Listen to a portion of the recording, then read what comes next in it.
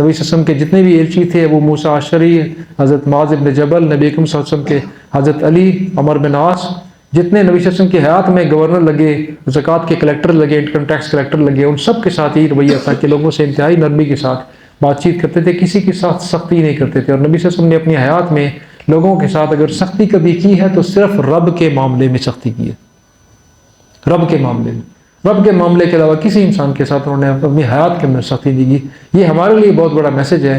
اور نبی صلی اللہ علیہ وسلم کا فرمان ہے کہ جو شخص کسی کی چبھتی ہوئی بات جو اس کو بہت سخت بری لگی ہے، چاہے کبھی قریب ترین رشتہ ہی کیوں نہ ہو، میاں بیوی، ماں باپ، بہن بھائی، گھر کے افراد، ماتحت، افسر، سینئر، جونیئر، یا تجارتی مقام پہ بزنس پارٹنر، کسی کی بات آپ کو چبھتی ہے، اس نے کوئی ایسی بات کی، چاہے وہ درست ہے چاہے غلط ہے، اس کا قطع نظر، آپ کو بات بہت بری لگی اور آپ نے اس کا جواب نہیں دیا، نبی صلی اللہ علیہ وسلم کا فرمان ہے کہ اس لمحہ بھر کی خاموشی جو جواب نہ دینے کی ہے، اس کے بدلے اللہ تعالیٰ اس کے نیکیاں لکھنے والے فرشتے کو حکم دے دیتا ہے کہ اس کے پچھلے سال کی ساری نیکیاں ایک سال کی دوبارہ سے لکھ دو۔ پورے سال کے سارے روزے، سارے اعتکاف، ساری نمازیں، سارے صدقے خیرات دوبارہ سے لکھ دیے جاتے ہیں۔ ایک سیکنڈ کی خاموشی، this silence is hardly 3 seconds، that's it. Patience صرف 3 سیکنڈ کی ہوتی ہے۔ ہم بڑے بدبخت ہیں، اللہ تعالیٰ نے ہمارے نبی صلی اللہ علیہ وسلم کے ذریعے ہمارے دروازوں تک، ہمارے دلوں تک اپنا پیغام پہنچایا ہے اور ہم اس کو فالو نہیں کرتے، اور گورا اس سے اتنا مائلز دور بھاگ رہا ہوتا ہے اور اس کے باوجود اس کے کور لیسنز کو فالو کر رہا ہوتا ہے۔ بزنس کی کارپوریٹ کلچر کے اندر 3 سیکنڈ پیشنس ٹریننگ کی جاتی ہے مینجمنٹ سٹاف کی، سینئر مینجمنٹ ایگزیکٹو لیول کے اوپر 3 second patience, famous tactics, famous training session ہوتا ہے مینجمنٹ کا۔ What is 3 seconds؟ کہ جب بھی کوئی بات کرتا ہے، کوئی ریئیکشن ہوتا ہے، کوئی ایکشن ہوتا ہے، آپ نے صرف 3 سیکنڈ کلاک رکھ کے اپنے آپ کو ٹرین کرنا ہے۔ 2 دن کا سیشن کیا جاتا ہے، ان کو ٹرین کیا جاتا ہے کہ بات کا جواب نہیں دینا، ریئیکٹ نہیں کرنا، ہارن پہ جواب نہیں دینا، تھپڑ پہ جواب نہیں دینا، دھکے پہ جواب نہیں دینا، ٹرین کرنا ہے۔ اور کہتے ہیں جی 3 سیکنڈ میں اگر آپ پیشنس کر لیں تو 3 سیکنڈ کے بعد بندہ مائلڈ ہو جاتا ہے۔ اس کو نہیں پتا، ہمیں پتا ہوتا ہے کہ وہ شیطان کا وار ہوتا ہے جو 3 سیکنڈ کے بعد ٹھنڈا ہو جاتا ہے۔ وہ امیڈیٹ جو ریپلسو ہوتا ہے وہ شیطان کا ہوتا ہے، اور اس کے بعد جو خاموشی کے بعد ہے وہ انسان کا اپنا ہوتا ہے۔ شیطان کے سارے کام جلدی کے ہیں اور روح کے سارے کام آسانی والے ہیں، نرمی والے ہیں۔ نبی صلی اللہ علیہ وسلم کا بڑا خوبصورت فرمان ہے، اللہ تعالیٰ الفاظ کی کمی بیشی کو معاف فرمائے۔ انہوں نے محفل میں لوگوں کو خطاب فرمایا کہ کیا میں تمہیں بتاؤں کہ وہ کون ہے، وہ شخص کہ جس کے اوپر جہنم کی آگ حرام ہے اور جہنم کی آگ پر وہ حرام ہے، وہ اس کو قریب نہیں آ سکتی ہے۔ صحابہ نے بڑا اشتیاق میں کہ اللہ رسول بتائیے، تو انہوں نے جو چیزیں بتائیں اس کے مختلف مطلب ترجمے کیے جاتے ہیں۔ لب لباب اس کا یہ ہے کہ جو خندہ پیشان سخت نرمی والا شخص ہو، لوگوں کے ساتھ نرم رہنے والا، لوگوں میں گھل مل کے رہنے والا، سخت مزاج نہ ہو، کھلے ہاتھ والا سخی آدمی۔ یہ جو نرمی ہے انسان کو جہنم پہ حرام کر دیتی ہے، جہنم کو انسان پہ حرام کر دیتی ہے۔ صرف ایک چیز، اس نرمی کو ہمیں پکڑنا چاہیے اور اس کے اوپر عمل کرنا چاہیے۔ دین کے جو کل میں تذکرہ کرتا شارٹ کٹس نا، بالکل شارٹ رستے جو ہے، لمبے رستے میں جانے کی ضرورت ہے، ان میں سے ایک شارٹ کٹ یہ نرمی ہے۔ غریب کی مدد کرنا جو کل میں نے گزارش کی تھی وہ ایک شارٹ کٹ ہے۔ کسی بندے کی ہلکی سی آپ نے کسی تکلیف کے اوپر لبیک کہا، آپ نے میسج کر دیا، کال کر دی، کچھ کر دیا، آپ اپنے لیے آسانی بنا لی، اس کی مشکل حل ہو کہ نہ ہو آپ کی آسانی ہو جائے گی۔ معراج کے واقعات میں ہمارے لیے اسی قسم کے لیسنز ہیں۔ نبی صلی اللہ علیہ وسلم کا عروج تھا، لیکن ہمارا عروج وہاں سے جو اللہ تعالیٰ نے ہمیں عنایت فرمایا وہ کیا تھا؟ وہ نماز تھی۔ وہ نماز جو نبی اکرم صلی اللہ علیہ وسلم نے اپنی پوری حیات میں 2 یا 3 ٹوٹل قضا کی ہیں اور امیڈیٹ اس کے بعد ادا کی ہیں، اور قضا جنگ خندق کے موقع پہ ہوئی۔ اس کے علاوہ کوئی نماز نبی صلی اللہ علیہ وسلم سے قضا نہیں ہوئی۔ کوئی نماز نبی اکرم صلی اللہ علیہ وسلم نے اپنے وصال کی اس مرض جس میں وہ اٹھ نہیں پاتے تھے، وہ 17 نمازیں انہوں نے اندر اکیلے پڑھی ہیں، باہر نہیں آ سکتے تھے، اس کے علاوہ کوئی نماز باجماعت کے علاوہ پڑھی نہیں ہے۔ جنگ احد کی صبح کے ٹائم کی فجر کی نماز نبی صلی اللہ علیہ وسلم نے صحابہ کی صف بندی کرانے کے بعد پڑھی ہے۔ دشمن سامنے تھا اور سامنے مکہ کی ڈائریکشن تھی، پیچھے احد کا پہاڑ تھا۔ وہ 3 لائنیں غالباً انہوں نے لگائیں جس کے مطابق جنگ لڑنی تھی، اور وہیں پہ اللہ اکبر ہوئی اور وہاں پہ انہوں نے نماز پڑھی۔ اور عصر کے ٹائم احد کا دن بڑا گرم تھا، بڑا اس کے اندر بڑی تکالیف نبی صلی اللہ علیہ وسلم کو اور ان کی ذات پاک کو اور باقی لوگوں کو پہنچی ہوئی. مسلمانوں کا سب سے زیادہ جانی جو ضیاء کہتے ہیں ہم دنیاوی حساب سے، وہ شہادتیں تھیں لیکن اسنانی ضیاء تھا 70+ کا، وہ صرف ایک جنگ میں، اسی جنگ کے اندر ہوا. اور نبی صلی اللہ علیہ وسلم نے عصر کی نماز کھڑے نہیں ہو سکتے تھے. کیا حالت ہوگی ایک ایسے پیغمبر کی جو کہتے ہیں کہ مجھے اللہ تعالیٰ نے 30 جنتیوں کی طاقت دی، اینڈ ہی کینٹ اسٹینڈ. کیا عالم ہوگا کہ وہ 30 بندوں کی طاقت کے ساتھ دشمن کیسا لڑا ہے کہ آدمی کھڑا ہو کے نماز نہیں پڑھ سکتا. اور نبی اکرم صلی اللہ علیہ وسلم نے ویسی صف بندی دوبارہ سے کرائی. سامنے اسی طرح دشمن کھڑا ہے، پیچھے پہاڑ ہے، سامنے سورج غروب ہوتا ہوا نظر آ رہا ہے ویسٹرن ڈائریکشن، اسی طرح سامنے بنتی ہے مکہ کی، اور نبی صلی اللہ علیہ وسلم نماز پڑھ رہے ہیں. اور بیٹھ کے نبی صلی اللہ علیہ وسلم نے ساری جمعیت نے جو مجاہدین تھے نبی صلی اللہ علیہ وسلم کے ساتھ، نبی صلی اللہ علیہ وسلم بھی بیٹھے، امام بھی اور مقتدی سارے بیٹھے.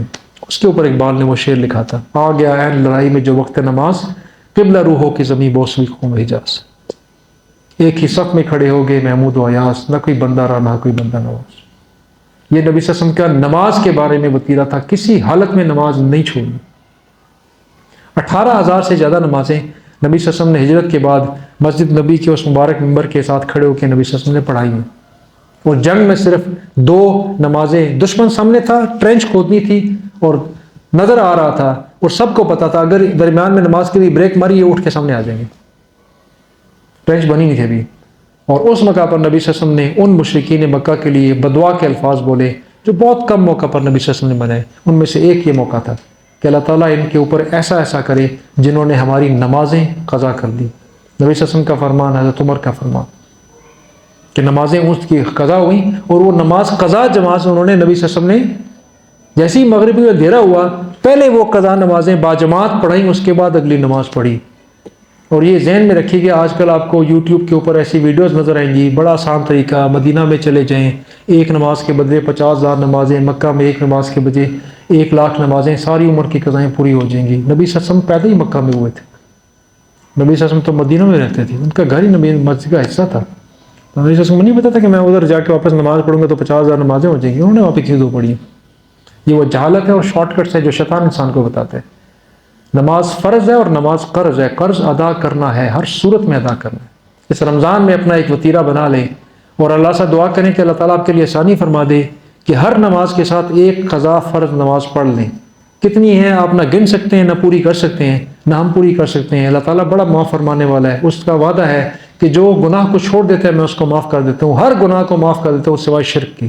شرک سے اللہ تعالیٰ ہم سب کو بچائے، باقی ہر گناہ کو اللہ تعالیٰ معاف فرماتا ہے. اگر ہم اس نیت سے نمازوں کو شروع کریں گے تو اس میں علماء کا اس کے اوپر قول ہے کہ اللہ تعالیٰ گزری ہوئی نمازوں کو معاف کر دیتا ہے. آپ اپنی جستجو بتا رہے ہیں، دکھا رہے ہیں، عمل کر کے دکھا رہے ہیں کہ ہر نماز کے ساتھ آپ ایک فرض نماز پڑھ رہے ہیں. اور رمضان میں ویسے بھی ایک فرض نماز پڑھنے کا اجر 70 فرضوں کے برابر ہوتا ہے. تو اس چیز کو سٹارٹ کریں، اپنے لیے آسانی پیدا کریں اس نیت کے ساتھ کہ آئندہ میں کوئی نماز نہیں چھوڑوں گا. اور اس رمضان میں نے ہر فرض نماز کے ساتھ ایک قضا نماز پڑھنی شروع کر دی ہے. نماز کو پکڑیں. نماز کے بارے میں نبی صلی اللہ علیہ وسلم کے بڑے ہی انتہائی خطرناک الارمنگ قسم کے نبی صلی اللہ علیہ وسلم کے اقوال ہیں. ان میں سے 2 کو میں دوبارہ ریپیٹ کرتا ہوں. ان میں سے ایک یہ ہے کہ نبی صلی اللہ علیہ وسلم کا فرمان ہے کہ فجر اور عشاء کی نماز با جماعت ادا کرنا یہ مومن کی نشانی ہے، اور یہ مومن اور منافق کے درمیان میں حد فاصل ہے، لٹمس ٹیسٹ ہے. کسی کو دل میں جھانکنے کی نہ اجازت ہے نہ طاقت ہے. اگر کسی کو دیکھنا ہے کہ میں منافق ہوں کہ مومن، باقی کو چھوڑ دے کے فلانا ہے کہ اپنے لیے کہ میں منافقوں میں شامل ہوں کہ مومنوں کے شامل ہوں. نبی صلی اللہ علیہ وسلم نے لٹمس ٹیسٹ دے دیا ہے کہ اگر تم فجر کی نماز اور عشاء کی نماز جماعت کے ساتھ پڑھ رہے ہو تم مومنین کے اندر شامل ہو. اور اس حدیث کا آخری حصہ کیا ہے کہ فجر عشاء کی نماز جو ہے وہ مومن اور منافق کے درمیان میں حد فاصل ہے، کیونکہ اللہ تعالیٰ نے منافقین کو با جماعت فجر عشاء کی نماز ادا کرنے کی توفیق نہیں دی. یہ ہم سب کے لیے گریبان میں جھانکنے کے لیے ایک ٹیسٹ کافی ہے. ہم میں سے کتنے ہیں، کون کون ہیں جو کہ فجر کی نماز اس رمضان کے علاوہ بھی پڑھتے ہیں؟ اگر ہیں تو اللہ تعالیٰ کا شکر ہے، اس پہ شکر ادا کریں کہ اللہ تعالیٰ نے نفاق سے بچایا. اگر نہیں ہے تو بندوبست کر لیں، کیونکہ اللہ تعالیٰ کا فرمان ہے، اس نے بیان کر دیا ان المنافقین فی الدرک الاسفل من النار، کہ منافقین جہنم کے سب سے نچلے کنارے میں ہوں گے. اللہ تعالیٰ ہم سب کے لیے آسانی فرمائے اور دین کی سختیوں کو سختی سے عمل کرنے کی توفیق عطا فرمائے، اور جو دین نے آسانیاں پیدا کی ہیں ان پہ خود بھی آسان رہنے اور لوگوں کو بھی اس میں آسانی دینے کی توفیق عطا فرمائے. ایک حد فاصل ضروری ہے ہمارے یہاں جو کہ کافی عرصے سے غلط ہو چکی ہے، پوری امت میں تقریباً غلط ہو چکی ہے سوائے چند خوش قسمتوں کے، نبی صلی اللہ علیہ وسلم نے عبادات کے اندر نرمی رکھی تھی اور معاملات کے اندر بہت سختی رکھی تھی. اور ہم لوگوں نے عبادات کے اندر بہت زیادہ سختی، ہم ایک دوسرے کے اوپر بڑے آرام سے فتوے مار جاتے ہیں. ذرا سا اونچی آواز میں آمین کے تم مزے چھوڑ کے بھاگ جاتے ہیں. ہلکا سا رفع یدین کیا اس کے ساتھ لڑنے مارنے کو تیار ہو جاتے ہیں، کیونکہ ہماری یہی مسائل ہیں، ہماری یہی علوم ہے، ہمارے اس کے علاوہ رائٹ لیفٹ کا پتہ ہی نہیں ہے. اور معاملات جس پہ نبی صلی اللہ علیہ وسلم نے بہت زیادہ سختی کی ہے، اس میں ہم نے اپنی طرف سے انتہائی نرمی پیدا کر دی ہے. معاملات میں کتنی نرمی تھی، کتنی سختی تھی، اس کے اوپر میں آج کی بات کا اختتام کروں گا. نبی صلی اللہ علیہ وسلم کے خادمین میں سے ایک خادم، ایک جنگ کا اختتام ہوا، کچھ لوگ زخمی ہوئے، کچھ چند شہید ہوئے اس جنگ کے اندر. زخمیوں کو نبی صلی اللہ علیہ وسلم دیکھ رہے ہیں میدان جنگ میں دشمن کے بھاگ جانے کے بعد، اور کچھ لاشوں کے اندر نبی صلی اللہ علیہ وسلم کو وہ اپنا خادم بھی نظر آیا جو نبی صلی اللہ علیہ وسلم کا خادم رہ چکا ہے. لوگ بھی ساتھ دے دیکھ رہے تھے. کسی نے کہا خوش قسمت تھا، نبی صلی اللہ علیہ وسلم کی خدمت بھی کر لی، جنگ کا فلاں جنگ کا غازی بھی تھا، اس جنگ کا شہید بھی ہوگا، جنت میں مزے لوٹ رہا ہوگا. نبی صلی اللہ علیہ وسلم نے فرمایا تمہیں کس نے کہا کہ جنت میں ہے؟ لوگ خاموش ہو گئے اور ششدر رہ گئے کہ شہید کے بارے میں ہم نے کہا، اور نبی صلی اللہ علیہ وسلم نے ٹوک دیا. نبی صلی اللہ علیہ وسلم نے فرمایا تو میں تو اس کو جہنم میں، یہ جو بندے کی ڈیتھ ہوئی تھی جنگ میں زخمی ہونے کے بعد، جب جنگ میں دشمن جاتا ہے تو لوگ مال غنیمت سارے کے سارے اکٹھے کر کے ایک پوائنٹ پہ اکٹھا کرتے تھے اور نبی صلی اللہ علیہ وسلم کے سامنے پیش کر دیتے تھے. قرآن کے سورہ انفال کے آرڈر کے مطابق 5واں حصہ نبی صلی اللہ علیہ وسلم کا اور اللہ کا ہوتا تھا، باقی 4 کو اس اصول کے مطابق جو رب نے نبی صلی اللہ علیہ وسلم کو بتایا تھے قرآن کے اندر شامل ہیں، ان کے مطابق ڈسٹریبیوشن ہوتی تھی. پیادہ کا ایک ہوتا تھا اور سوار کے 2 حصے، ایک اس کے جانور کے لیے ہوتا تھا، اس کے مطابق تقسیم ہوتا تھا. مال غنیمت میں کسی کا اپنا ذاتی کوئی حق نہیں تھا. اگر میں نے دشمن کو مارا ہے، اس کی جیب سے مجھے 10 کلو سونا نکل گیا تو میں نے مال غنیمت میں جمع کرانا ہے، اور میرا نہیں ہے. دشمن کو بے شک میں نے مارا ہے. نبی صلی اللہ علیہ وسلم نے اس صحابی کو جو کہ اس جنگ کے بعد اتنا ٹائم زندہ رہا کہ مال غنیمت اکٹھا ہو رہا تھا، اس مال غنیمت میں اس سے ایک سرزنش ہوئی. اس نے ایک چادر اٹھائی اور مال غنیمت میں نہیں رکھی، سائڈ پہ رکھی. نبی صلی اللہ علیہ وسلم نے جب لوگ اس کی تعریف کر رہے تھے کہ جنت میں مزے لوٹ رہا ہوگا، نبی صلی اللہ علیہ وسلم نے فرمایا کہ میں تو اس کو جہنم میں اس چادر میں، اس آگ کی چادر میں لپٹا ہوا دیکھ رہا ہوں جو لوگوں کی نظروں سے نظر بچا کر اس نے الگ کر لی تھی. لاش سامنے، وہ صحابی بھی ہے، وہ مجاہد بھی ہے، وہ پچھلے جنگ کا غازی بھی ہے، اس جنگ کا شہید بھی ہے. اور صرف ایک چادر کی کیا ویلیو ہوگی؟ 500 روپے کی چادر آج مل جاتی، سب کچھ کو لپیٹ کے چلی گئی. یہ ہے وہ امانت کے اندر خیانت جو میں کل آپ سے تذکرہ کرتا کہ امانت کے اندر خیانت پہ رب کا تلوار بہت سخت قسم کی چلتی ہے، بہت سخت. اور رب نے اس کو الگ رکھا ہوا کہ توڑنا ہی نہیں ہے اس کو پل صراط پہ سامنے اس کے لے کے آنا ہے جہاں پہ تیار ہی نہ ہوگا اس کے وصول کرنے کے لیے. اور اسی جنگ، ایک اور جنگ کے اندر ایسے ہی واقعہ ہوا، ایک کے بارے میں لوگ تعریفیں کر رہے تھے اور نبی صلی اللہ علیہ وسلم نے فرمایا کہ میں اس کو جہنم میں دیکھ رہا ہوں مال غنیمت میں خرد برد کی وجہ سے. امانت، اسٹیٹ کی امانت، امت کی امانت تھی. تو جس صحابی نے سب سے پہلے سنا، کہتا ہے میں بھاگا گیا اور میں اس کے آس پاس دیکھنے لگا، مجھے کچھ نظر نہیں آیا، وہ تو نہتا لیٹا ہوا تھا. پھر مجھے خیال ہے میں نے اس کی جیبوں میں ٹولنا شروع کر دیا. اس نے جو ایک چوہا سا پہنا ہوا تھا، 2 جیبیں تھیں، ایک جیب میں ہاتھ ڈالا خالی تھا، دوسرے میں ہاتھ ڈالا تو مجھے صرف ایک لیدر کا، چمڑے کا تسمہ نظر آیا ٹوٹل. کہتا ہے میں اس تسمے کو دیکھ کے ایسے میں ان لوگوں کو دکھا، میں حیران رہ گیا کہ اس تسمے کے اوپر اس کی پکڑ ہوئی. تسمے کی کیا ویلیو ہوگی؟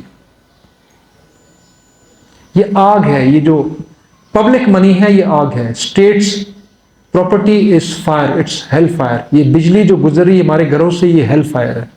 یہ جو گیس کا کنیکشن گھروں سے گزر رہا ہے، یہ ہیل فائر ہے. یہ سڑکیں جو یہ ہیل فائر ہے. یہ اسٹریٹ لائٹس ہیل فائر ہے.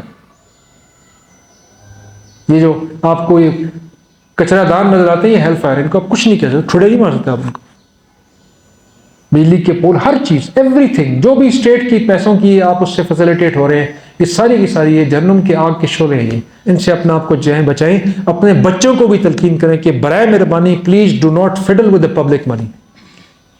یہ پبلک منی ہے جس سے یہ لفٹیں بنی ہیں، ان کے شیشے مت توڑیں، ان کے بٹنز کے ساتھ مت کھیلیں، ان کو ٹھڈے نہ ماریں. ویڈیوز ہم دیکھ رہے ہوتے ہیں، بچے جس وقت کر رہے ہوتے ہیں. والدین کی ذمہ داری اپنے بچوں کو اس عمر میں دکھائیں، اس عمر میں سکھائیں کہ بچہ دس از ناٹ یور باباز پراپرٹی. یہ میں نے نہیں بنا کے دی، یہ 80 ملین کی جو ایک لفٹ لگی ہوئی ہے کسی اور کے پیسوں کی لگی ہوئی ہے.